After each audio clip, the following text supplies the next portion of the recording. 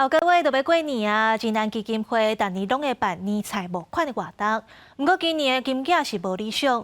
以彰化甲园林来讲，370份的年菜目前敢若总着2-3成的经费。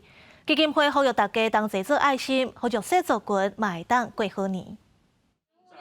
一家伙仔3个人，伫灶骹无用底饭较菜，但是今仔日店头并无做生意。一份一份烧乎乎的饭包，是店头家专工传要互弱势族群食的爱心餐。今仔的菜色有即个香菇肉燥饭，再来卤卵、青花。伊做一段时间啦，做一寡便菜饭拢互迄游民食。我甲阮囝咱做伙，阮3个团做伙开始做。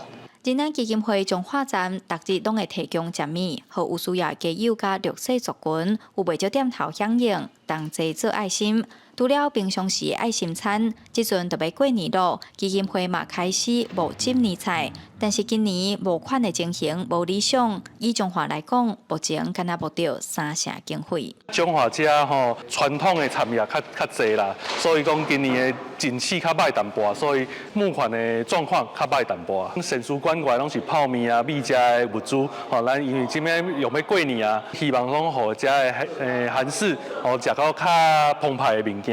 咱是在113年7月份开始成立咱的园林站，目前神书的部分呢，其实咱的数量并无足侪，所以咱目前的捐款像今年的年礼到红包的部分，咱遮募差不多达2成尔。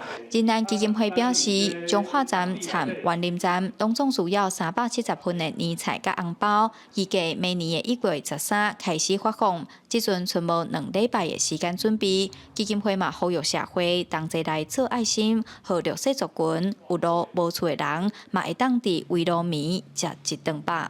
记者杨淑晴彰化报道。